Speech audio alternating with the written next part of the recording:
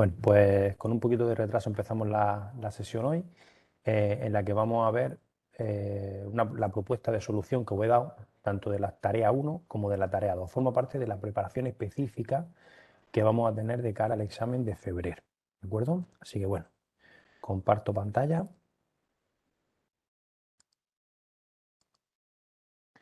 Bueno, muy brevemente vamos a ir comentando, vamos a recordar lo que tenía que hacer la parte de implementación de la tarea 1, ¿vale? Yo tenía que implementar dos clases. La primera clase se llamaba generador y era la clase más sencilla de todas, tenía bastante poca historia.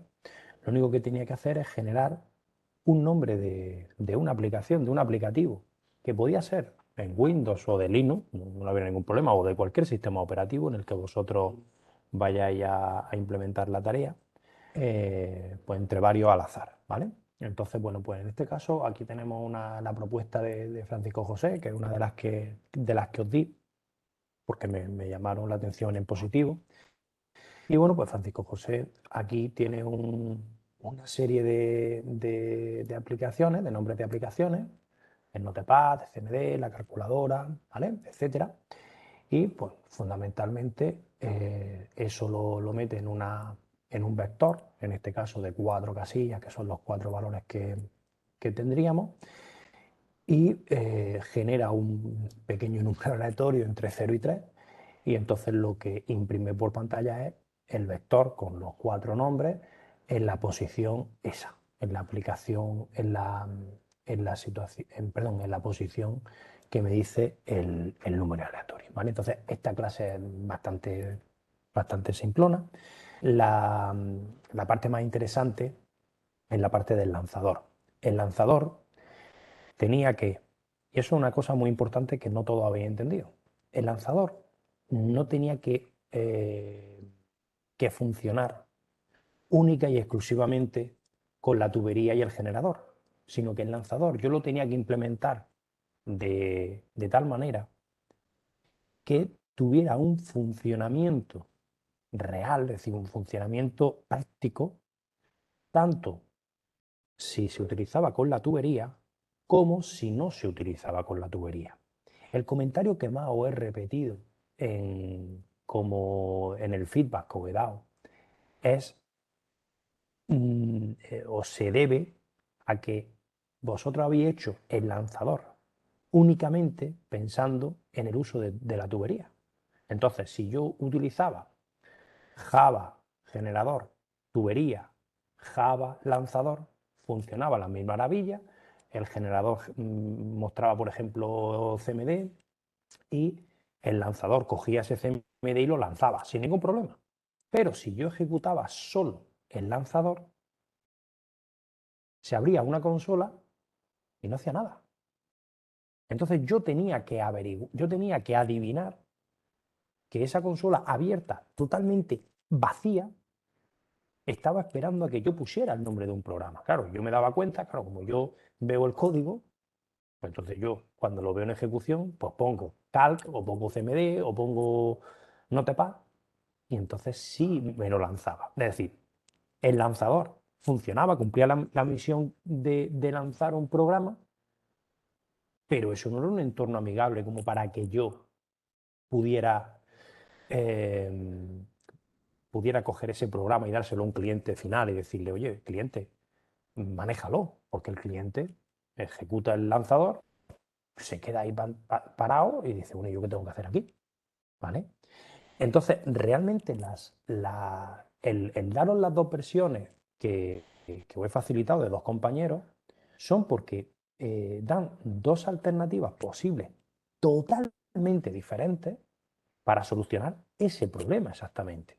Para que ese lanzador, cuando tenía que tirar de la tubería, tomara los datos de la tubería y lanzara sin ningún problema, mientras que si no se utilizaba con la tubería, pues se aseguraba bien la clase lanzador, está bien diseñada para que no pase lo que os acabo de describir, para que no se ejecute y el usuario se quede ahí cruzado de brazos sin saber qué hacer, ¿vale? Nuestro programa siempre tiene que ser consistente, siempre tiene que estar previsto para que un usuario que no tiene ni idea de informática pueda ejecutarlo. Bueno, pues estas son las dos alternativas que os propongo y digo que son totalmente diferentes. En primer lugar, una de las alternativas, creo que esta era la de Francisco José, si no recuerdo mal, efectivamente, Francisco José, que le agradecemos su aportación. Eh, bueno, vamos a explicar mejor la segunda primero, la de Adolfo, ¿vale? La, la solución de Adolfo era diseñar el lanzador para que, pase lo que pase, siempre, cuando yo llamo a ejecución a ese lanzador, siempre le dé un parámetro, el parámetro que se va a pasar aquí en el ARGS, ¿vale? Es decir, él diseña la aplicación para que se utilice obligatoriamente la llamada a la aplicación utilizando ese parámetro, ese ARGS. Entonces, lo que él hace es forzar a que si yo pongo una U, cuando yo llamo al lanzador, ya le doy la U, quiere decir que el usuario, el que ejecuta el programa, tiene que teclear él manualmente, no va a utilizar la tubería. Entonces, cuando yo llamo a Java lanzador, o si es un jar, Java menos jar lanzador, si le doy el char U, este programa me va a pedir un nombre y me va a mostrar un mensaje diciendo, oiga usted, deme un nombre de aplicación para lanzarlo. Mientras que si le doy el char T, significa que el dato se lo va a dar la tubería. Entonces, lo que va a buscar es que se llame a través de una tubería, Java menos jar o Java directamente, generador, tubería, Java, lanzador, T. Entonces va a buscar la tubería. Si realmente recibe algo de esa tubería, hará su función y si no, advertirá del error. Y además hace una gestión de errores, de excepciones muy buena, de tal forma de que si cuando yo ejecuto el programa lanzador no recibo ni una T ni una U, avisa del error y me explica, oye, mira, tú tienes que poner una T o una U para esto, para esto y para esto. Vamos a repasar ese código y eso es bastante sencillo de hacer realmente. Es simplemente caer en hacerlo. No es nada nuevo, no es nada de PSP. Es más de programación que de PSP. Entonces, fijaos, todo esto está explicado aquí. Si el número de argumentos es cero, significa que en este vector no le he dado ningún argumento, este vector está vacío, la longitud de este vector está vacío. Entonces, si la longitud de este vector es cero, quiere decir que el vector está vacío, que no le he dado ningún argumento. Entonces aquí explica esto. Pues mira, te voy a explicar cómo funciona, cuál es la sintaxis para poder llamar a este programa. Entonces aquí me dice que cuando yo ejecuto el lanzador, yo puedo especificar que ponga U, que es para que el programa me pida al usuario ese nombre de aplicación que voy a lanzar, y si le paso la T, es que voy a utilizar la tubería. Luego te voy a escribir, ¿vale? ¿Vale? Entonces aquí está explicando exactamente cuál es la sintaxis de cómo tengo que llamar a la aplicación. Y luego aquí me especifica el parámetro barra T, debe ser usado junto a la tubería. Es decir, que no basta con poner barra T, sino que si utilizas barra T es que vas a utilizar una tubería. Y el parámetro barra U debe ser usado sin la tubería. ¿Vale? Simplemente lo está explicando aquí. Y esto es tan simple como eso. ¿Vale? Directamente, si yo lo ejecuto sin ese formato, se me sale del programa, me muestra el mensaje, ya lo sé para la próxima vez, pero se me cierra el programa. Es decir, que no tiene ninguna complicación algorítmica. Y luego, en el caso de que el número de parámetros no sea cero, pues entonces yo aquí ya me compruebo si ese primer parámetro que me dan, ¿vale? Que es el vector ARGS en la posición cero, que supuestamente es el primer parámetro, si es la T, si es el barra T, pues entonces yo sé que tengo que utilizar la tubería. Si es barra T, repito, leo de esa tubería. Si lo que leo de esa tubería no tiene nada, ¿vale? ¿Eso qué quiere decir? Pues que no utiliza la tubería, que he puesto barra T, pero no he utilizado la tubería realmente. Pues entonces estoy incurriendo en un error, porque aquí directamente me dice, oye, mira, no me has dado nada por la tubería. Ahora, ¿que es distinto de null? Vale, pues si lo que me dan es un fin, significa que no quiero seguir haciéndolo, porque esto lo ha utilizado mediante un bucle, es decir, que puedo estar llamando sucesivamente a llamadas de programa. Si es fin, pues dice, venga, pues adiós, ¿vale? Y si no, se supone que es una palabra correcta, pues lo que hago es, en este caso con el Process Builder, aquí en esta línea, debo de entender que hay un nombre de programa correcto y lo lanzo con un start. Si no hubiera un programa correcto, me saltaría una excepción, por eso es por lo que aquí he hecho todo con un tratamiento de excepciones, con un try y posterior catch, que quiere decir que me dice, oye, mira, no tienes ningún programa razonable. Es decir, si esto no fuera un nombre de programa correcto, me mostraría este mensaje. ¿Vale? Bien, ese es en el caso de que reciba la T.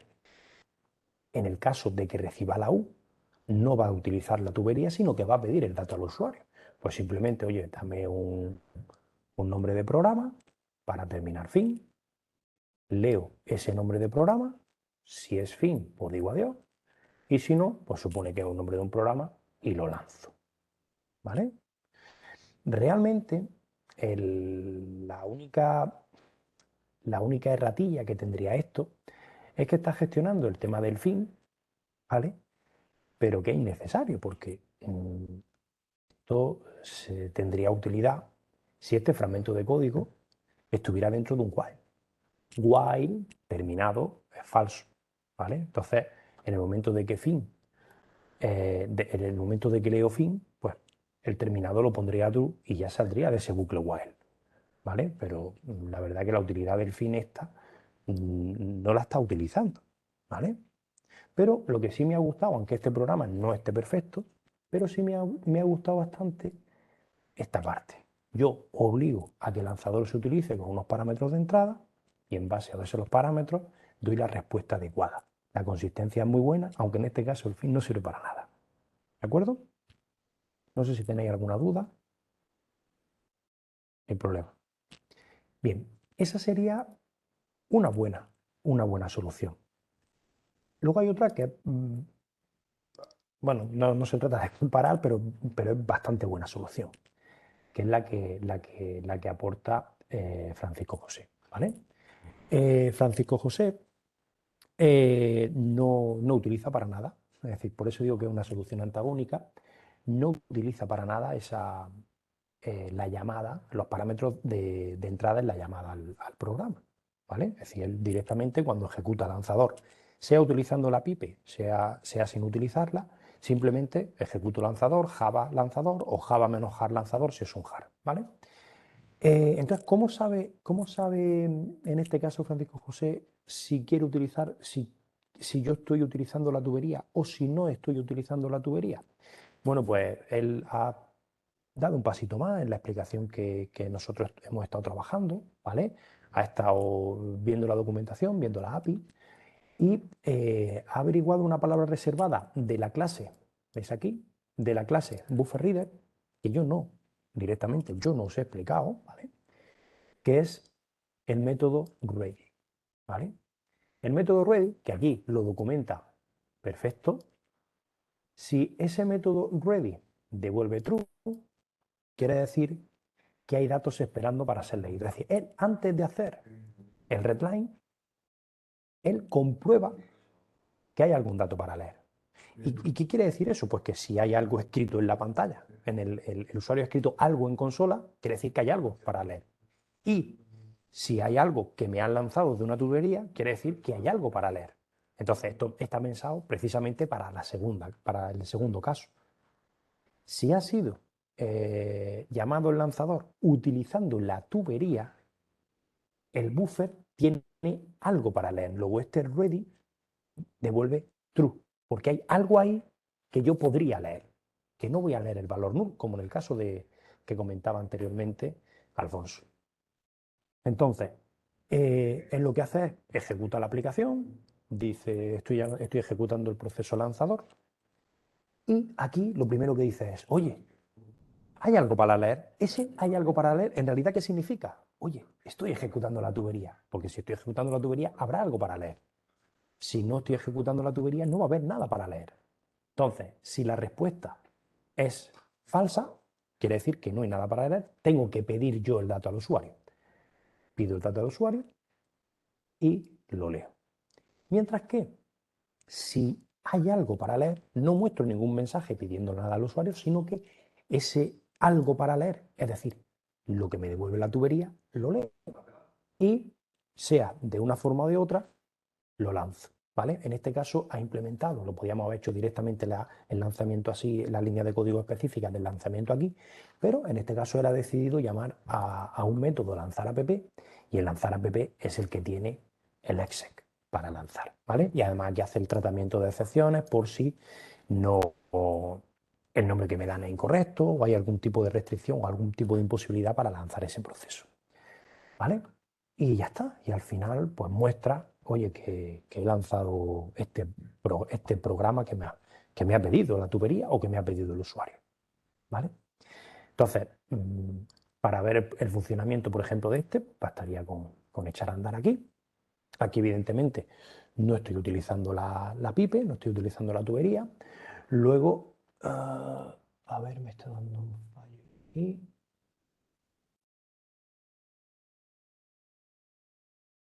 Mm,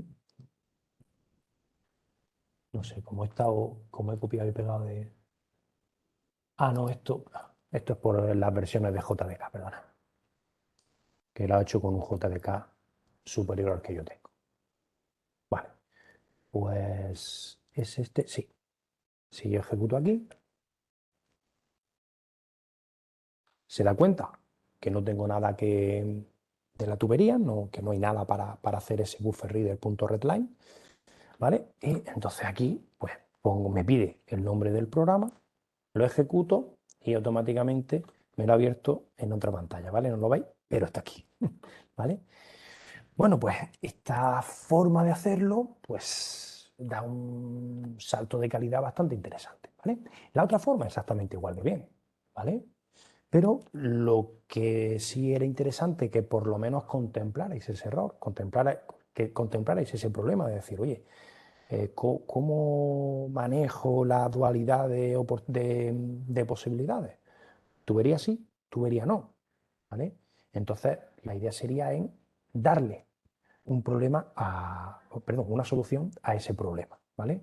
Los que no se lo habéis dado y se ha quedado ahí un poco tal, bueno, tampoco se ha penalizado mucho porque no era, yo creo que los que más o menos lo habéis hecho bien y solo habéis tenido esa cuestión, la nota que habéis sacado todo ha sido un 9,15, ¿vale? Que es la nota estándar que más bueno, una de las que más se ha repetido, ¿vale? Pero bueno, aquí tenéis dos alternativas bastante buenas, ¿vale? Para el uso para gestionar el uso o no uso de la tubería. Que yo tengo un programa que solo se puede utilizar con la tubería, pues todo esto me lo ahorro, ¿vale? Porque hay programas que dicen, no, mira, es que yo solo quiero tomar datos de la tubería, pues no tengo que hacer todo esto, simplemente, pues, utilizar mi tubería, hacer mi redline con mi input y mi buffer reader y punto. Pero en el caso de que se pueda utilizar con y sin tubería, pues ahí tenemos una propuesta de solución bastante buena. Eh, ¿Alguna dudilla con esto que haya quedado? Podemos avanzar al segundo ejercicio, que este creo que sí va a crear un poquillo de más dudas. Marcelo, Alfonso, Gerson, ¿alguno? ¿Puedes hacer una prueba con la tubería ya puestos? De estos mismos. ¿Puedo hacer una prueba con la tubería? Pues sí, puedo hacer una prueba con la tubería. Vamos a ver.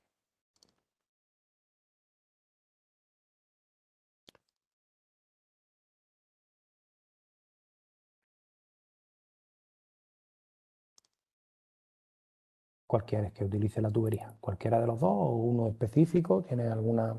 No, cualquiera de los dos. No. Cualquiera de los dos. Vale.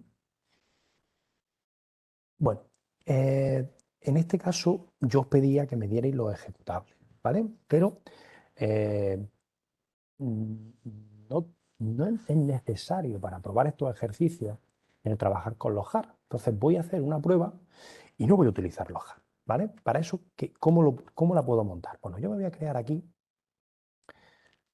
voy a abrir por aquí una ventana. Voy a hacer lo que hago yo para probaros vuestros códigos. Yo aquí en C, para no tener que estar con rutas, que yo sugiero que no, en vuestros códigos, en vuestras implementaciones, no pongáis rutas, sobre todo ponéis rutas absolutas, yo luego no las puedo probar. Entonces, yo tengo aquí mi carpetita de PSP, aquí tengo diferentes programas, entonces voy a coger el archivo .java, el generador de uno de ellos, que ahora mismo no me acuerdo ni cuál he cogido, y el lanzador. Eso no se puede probar tal cual en consola. Ya sabéis que en NetBeans tiene los diferentes programas en paquetes, ¿vale? Entonces yo eso lo tengo que quitar el pacaje, ¿vale? El texto que me dice estoy en este paquete, porque si no luego no me va a... no sé si era no me va a compilar o no me va a ejecutar, no recuerdo. ¿Vale? Entonces fijaros, aquí he abierto el generador, que este es el de Francisco José, bueno, pues yo ahora quito esto. ¿Vale? Esto ya yo lo puedo compilar y lo puedo ejecutar directamente en consola. Y lo mismo voy a hacer con el lanzador. Bash++ y voy a quitar el lanzador. ¿Vale? Voy a quitar el paquete. ¿Vale? Entonces, generador y lanzador está el código lo mismo que de NetBeans, pero que le he quitado el tema del paquete.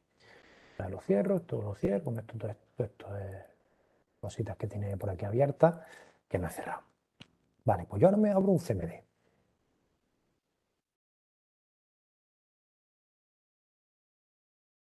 ¿Vale? Está la otra ventana. Ahora, y en CMD voy a abrir CDPSP.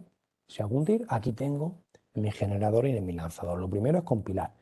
Ya sabéis que compilar es con el JavaC. Para compilar todos los archivos .java, JavaC *.java, ¿vale? Y con esto ya tendríamos, veis, las clases .class. Y luego para ejecutar, pues simplemente es Java. Utilizamos la tubería, por ejemplo, sería Java generador, tubería,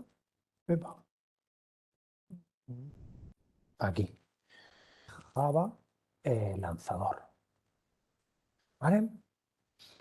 ¿Veis? Aquí directamente a el generador ha generado, en este caso calc.exe, ese calc.exe lo ha tomado el lanzador y automáticamente ha mostrado proceso de lanzamiento. Ha lanzado esto y ha mostrado el ejercicio, el programa que quería lanzar. Si yo esto lo ejecuto sin, sin tubería, simplemente ejecuto el lanzador, se da cuenta, el ready ese se da cuenta que no tiene nada que leer, ¿vale? Entonces me dice, oye, dime qué programa quieres que lance. Notepad, ¿vale? Y está en la otra ventana, pero aquí está el Notepad. ¿Alguna dudilla más? Una dudilla, Fran. Sí, ¿Me escuchas? sí, perfectamente. Ah, vale. A la hora de ejecutar el lanzador, si le metemos el nombre, yo le había puesto un mensaje, se ha ejecutado tal programa. Pero al hacerlo Sí, por tubería no me soltaba ese mensaje. Se ejecutaba el programa, pero ya paraba ahí. No sé se por qué. ejecutaba.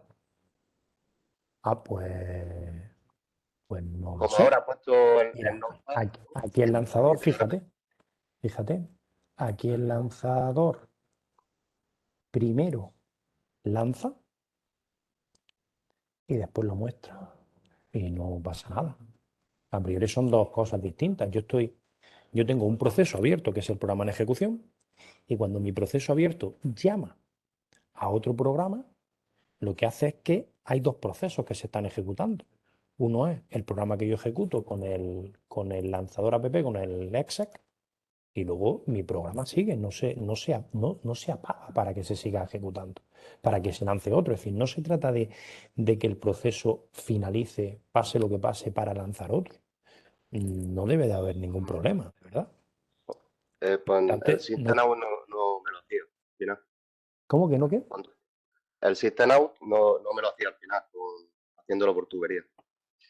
No sé, si quieres, pásamelo, Entonces, pásame el proyecto nuevamente y, ajá. y le echo el vistazo a la duda concreta. Vale, vale.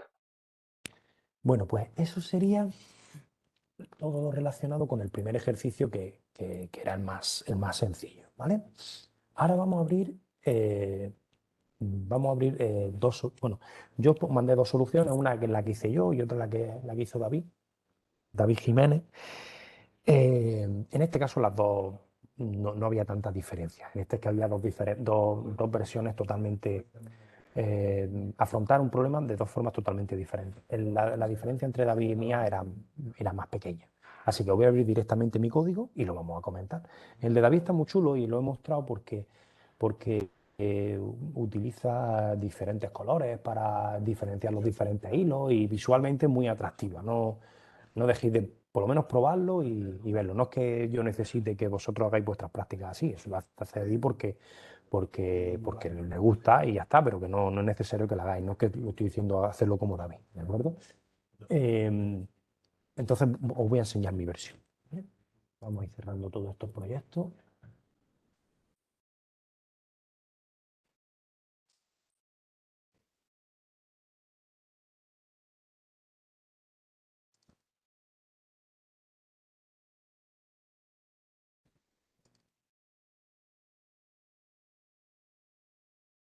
Aquí. Bueno, ya sabéis, este era el famoso ejercicio que tantos quebraderos de cabeza os ha dado. Básicamente os recuerdo muy brevemente. Yo tenía un recurso compartido, ¿vale? Era un vector con valores, ¿vale? Ese vector tenía un tamaño determinado que me lo definía la variable max valores y era un vector que no siempre tenía que estar lleno, sino que inicialmente estaba vacío y por la actuación de los diferentes hilos generadores se iba a ir llenando. Entonces, como yo tengo un vector que no está siempre lleno, yo necesito la variable número de valores que me dice en cada momento cuántos elementos hay en el vector y cuál es la primera casilla que hay libre. ¿Vale? Bueno, pues básicamente estas tres cositas eran el recurso compartido. En su conjunto, el objeto número compartido, que era lo que le pasaba a los diferentes hilos que ahora vamos a ejecutar.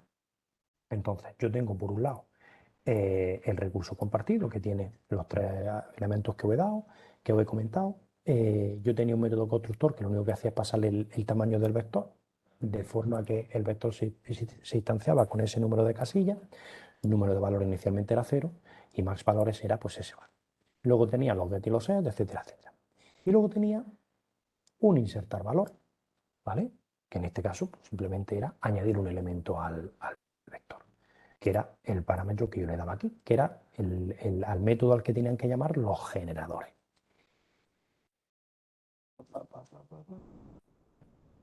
Y ya está. Este toString era para ver el estado del recurso compartido en cada momento que yo quisiera llamarlo. ¿Vale? Por aquí, por aquí, por aquí. Nada más que comentar. Entonces, el ejercicio consistía en que yo tenía que rellenarlo, ¿vale? O bien totalmente, o bien parcialmente, depende de una serie de información que yo daba en un TXT.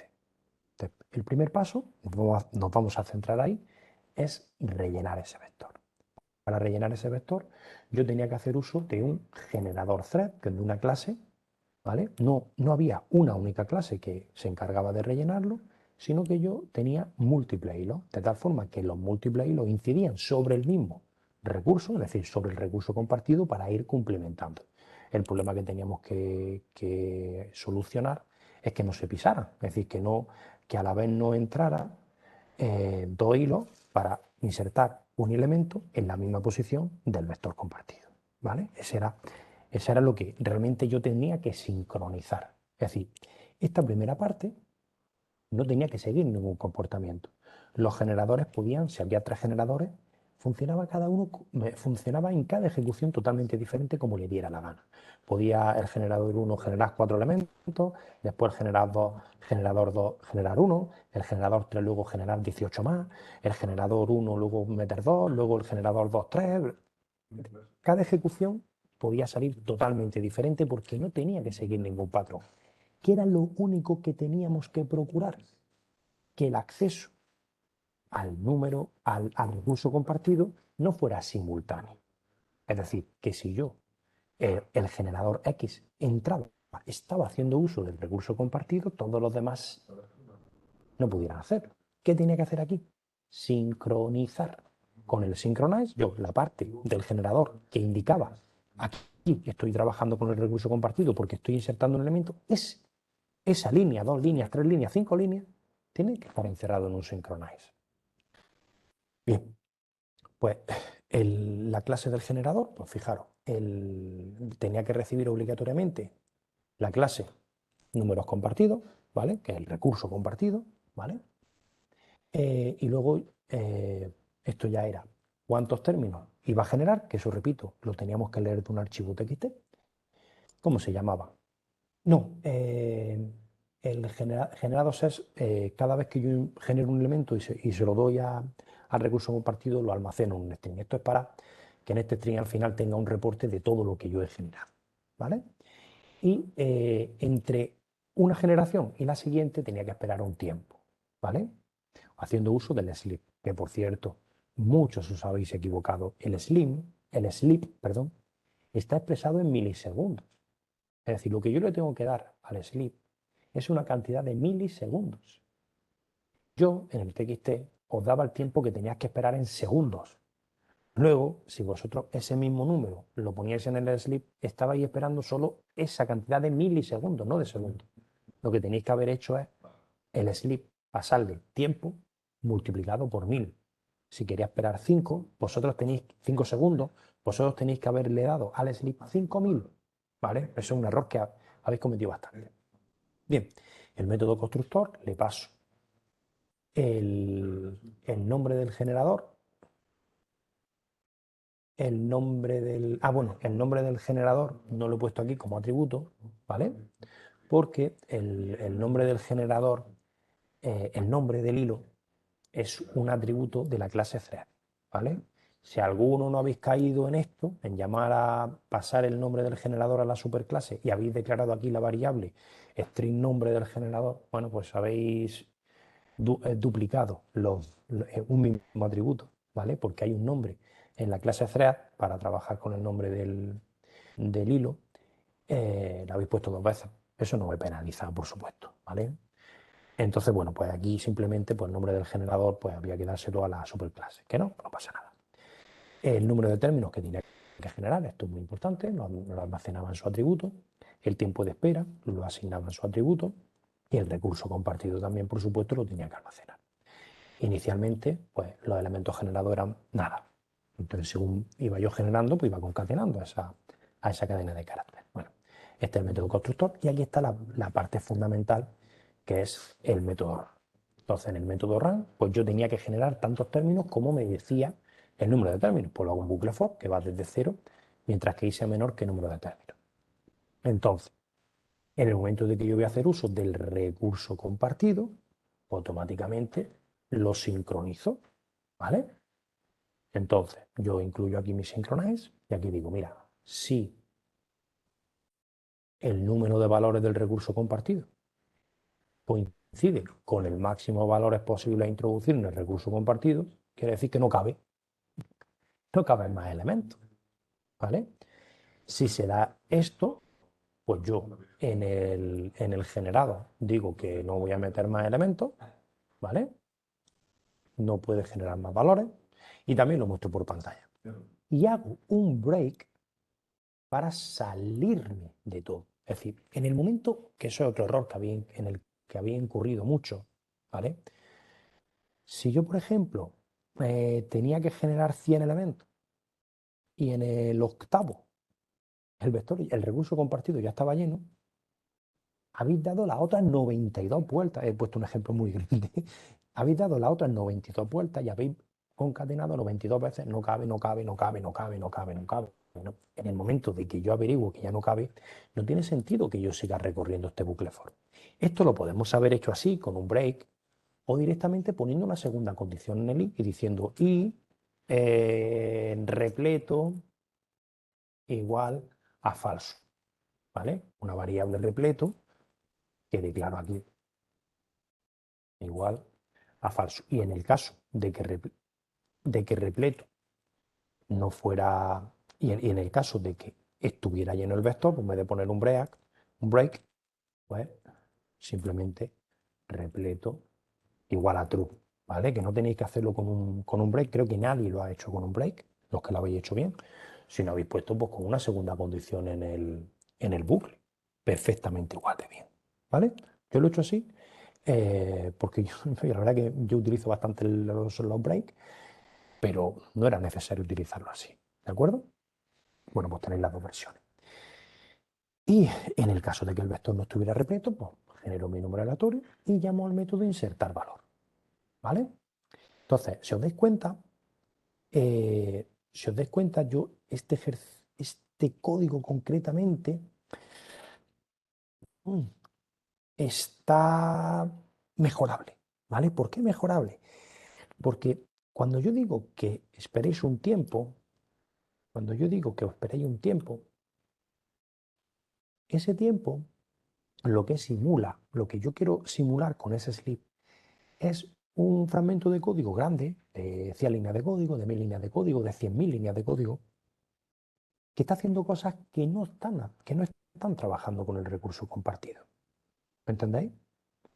Entonces, si este fragmento de código no está en el recurso compartido, no tiene sentido que yo lo haya protegido. ¿Me entendéis? Entonces, como yo supongo que todos estáis delante de esta videoconferencia con mi proyecto delante, pues me he querido equivocar, acaso he hecho, para que vosotros ahora cojáis este proyecto y pongáis aquí. Fran se ha equivocado.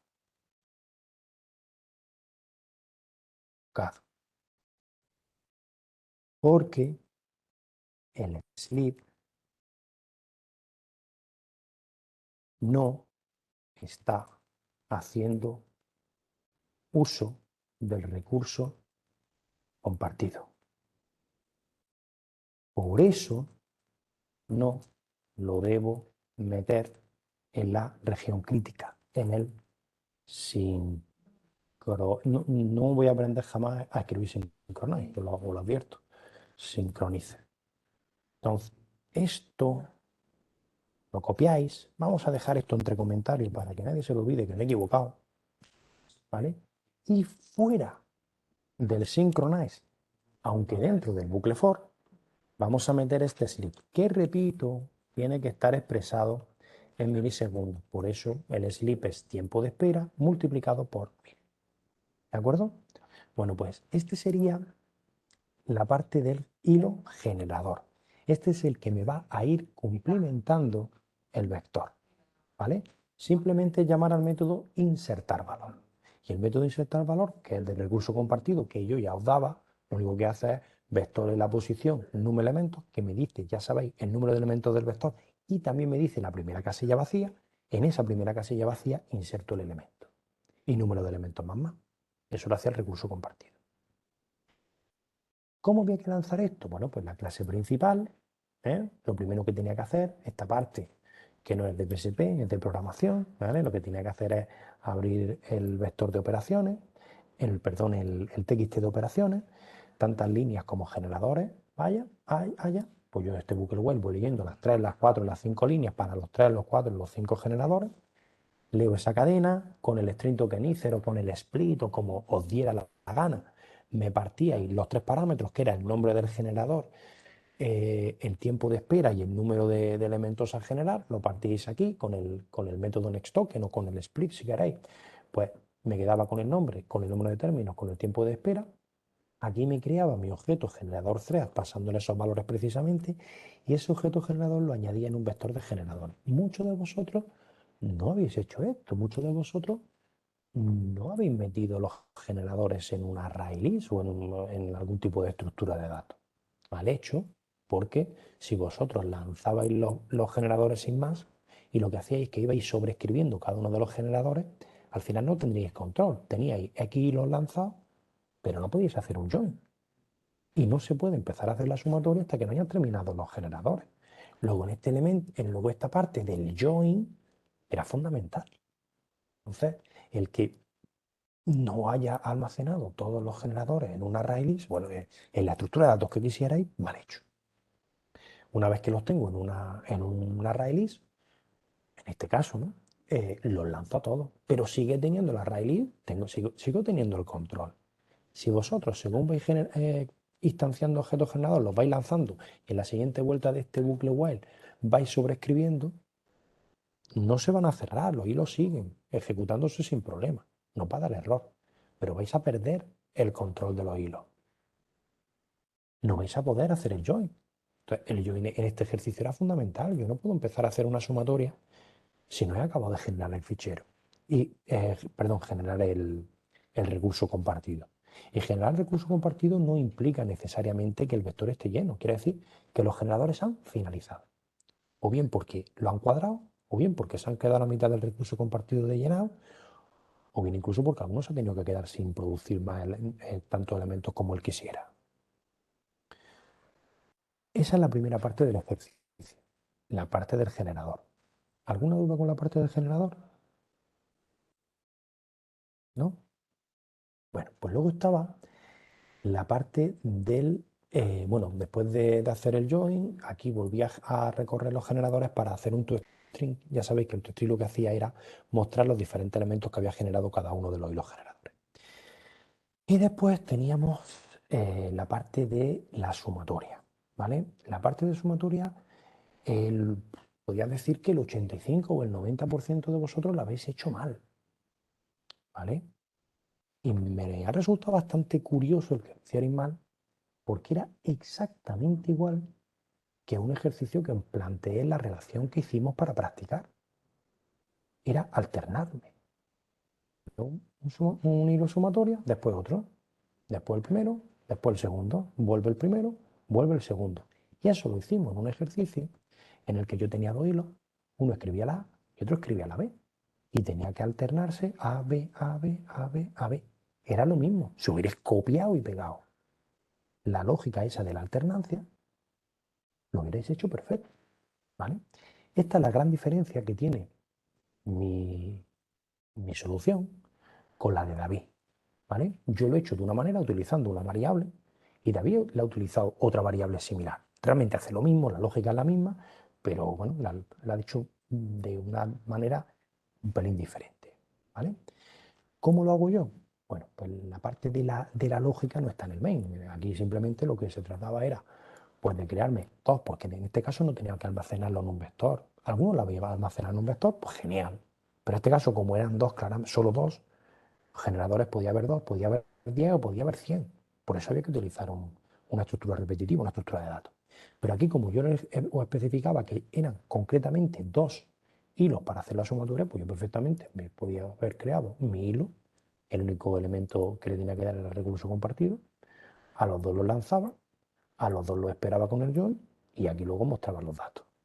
Realmente esta no es la lógica de esa alternancia. La lógica de la alternancia estaba en la clase sumatoria, que os enseño ahora mismo. Bueno, pues la clase sumatoria lo que hacía era, bueno, pues recibía el recurso compartido. Aquí tenía un valor sumatoria. Ese valor sumatoria, cada objeto tenía su propia variable sumatoria de las dos objetos sumatorias. Pero después tenía una variable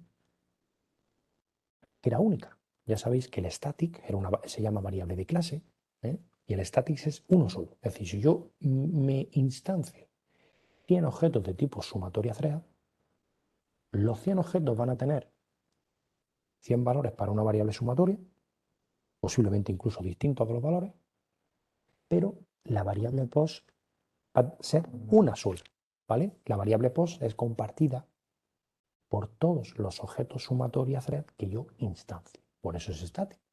Eso lo vimos en programación, en la unidad 5. Y después aquí viene mi truquito, la variable último. La variable último, que es una variable que cada thread, cada hilo tiene distinto, lo que me dice es si el hilo en el que estoy ha sido el último en sacar un elemento para hacer la sumatoria. De tal forma que si yo soy un objeto sumatoria thread y último vale true, quiere decir que yo he sacado el anterior. Luego le corresponde al otro sacar, ¿vale? Yo me apoyo en esta variable último para hacer esa alternancia que os estoy comentando. Bien, ¿cómo sería esto? Bueno, pues en mi método round, ya sabéis que aquí me sincronizo, en este caso, este synchronize no es tan abrupto como el del generador, ¿vale? Yo nunca os sugiero que hagáis un synchronize y dentro meter todo el bucle, porque entonces no serían procesos concurrentes, sino, sino iterativos, ¿vale? Pero en este caso el synchronize no me va a imposibilitar el que haya esa concurrencia, ¿vale? El synchronize está aquí porque, repito, como lo he comentado alguna vez, para poder hacer los write y los write y los notify tienen que estar obligatoriamente dentro de un fragmento de código sincronizado, ¿vale? Entonces, no es una contradicción lo que tantas veces os he explicado, que nunca se pone todo un RAM sincronizado. No, en este caso no, en este caso sí se podría, ¿vale? Porque este synchronize es para que funcione el notifier web. Si yo quitara esto, ¿vale? Pensaba que no me iba a compilar, ¿vale? Me compila, pero cuando se ejecute no se va a ejecutar correctamente, porque me va a decir, me va a saltar una excepción de que tiene que salir un white y un notify y no hay synchronize, ¿vale? Así que entonces, retomamos. Repito que este synchronize no es una incongruencia con respecto a lo que yo he explicado. Y aquí lo que hago es, oye, mientras que la posición en lo que estoy, repito, la variable posición es compartida para los dos procesos hilo, para los dos procesos sumatorios, si es menor que el número de valores, entonces entro. Si la posición en la que estoy coincide con el número de valores, quiere decir que ya he terminado, ¿vale? Ya he hecho la sumatoria sobre ese vector. Si yo soy el último, es decir, si último vale falso, quiere decir que yo no he sido el último elemento que ha sacado elemento de la sumatoria. Entonces puedo acceder yo al recurso compartido. Hago el get valores me devuelve el vector completo y yo a eso le hago post. Es decir, esto es lo mismo que si yo hago vector o ArrayList, el que sea, es igual a compartido.getValores y ese nombre de ese vector o ArrayList lo meto en la posición post, ¿vale? Esto lo que estoy sacando es la posición post de ese vector, ¿vale? Eso lo acumulo en mi variable sumatoria, que es propia, repito, cada objeto sumatoria thread tiene su propia sumatoria. Lo muestro por pantalla y aumento el valor de post para que el siguiente que vaya a acceder al recurso compartido, que en este caso será el otro hilo, ya acceda a la posición siguiente. Y último me pongo a true. ¿Para qué? Para que si yo vuelvo a entrar después, porque soy más rápido que el otro proceso, no entre, ¿vale? Porque no se va a cumplir esta condición. Automáticamente, cuando consumo el recurso la posición, accedo al recurso compartido yo porque me ha tocado, hago un notify para que el otro proceso, si está en un wait, si está parado, se libere y pueda ejecutarse. Y por el contrario, yo me quedo en un wait, ¿vale? Entonces yo me quedo bloqueado. Entonces automáticamente el otro hilo sumatoria entrará por aquí, comprobará que el vector todavía tiene elementos, comprobará que ahora no es el último él, ¿vale? Hará la sumatoria, ¿vale? Y hará notify. Y me libera a mí, que yo estoy aquí esperando, me libera, yo me pongo último a falso para poder dar la siguiente vuelta, ¿vale? Espero aquí un tiempo aleatorio y en la siguiente vuelta, aquí en la siguiente vuelta, compruebo de que ya no soy el último, que ha sido mi compañero, hago la sumatoria, me pongo a último, libero al otro hilo y me encierro en el white. ¿Vale? ¿Habéis entendido este flujo del programa?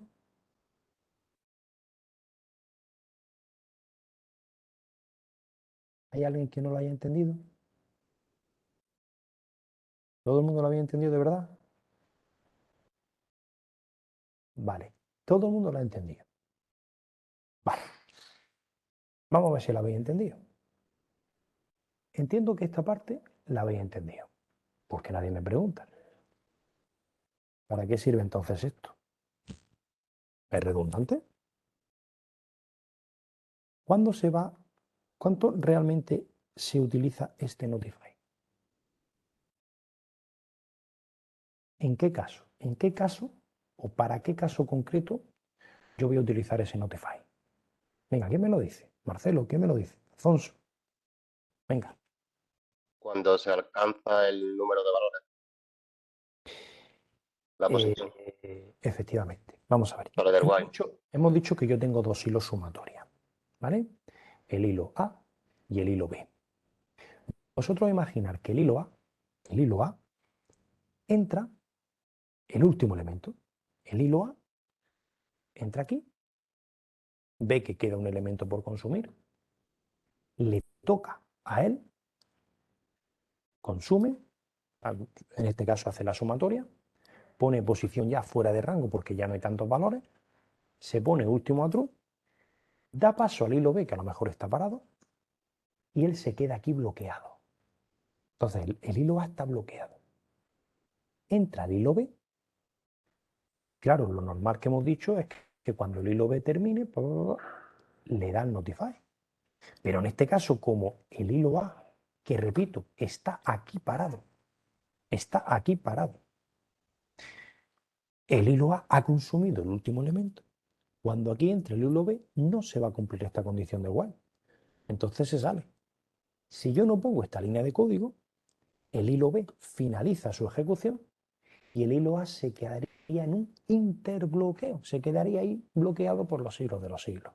Entonces, bueno, que cuando se libera, que cuando uno de los hilos deja de entrar y por lo tanto no va a poder liberar al otro hilo, aquí lo libere, porque si no, el hilo A se quedaría interbloqueado. Bueno, pues con esto termina la explicación de las dos primeras prácticas. ¿Alguna duda? Si cae esto en el examen, ¿lo sacamos bien o no?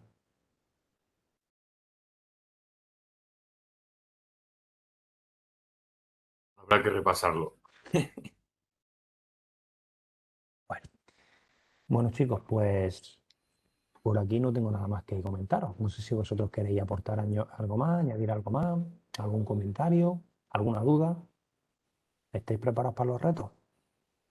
Yo quería preguntarte, pero era la tarea 3. No sé si es el momento y el lugar. Pues mira, si te esperas, voy a terminar de grabar, que ya aquí ya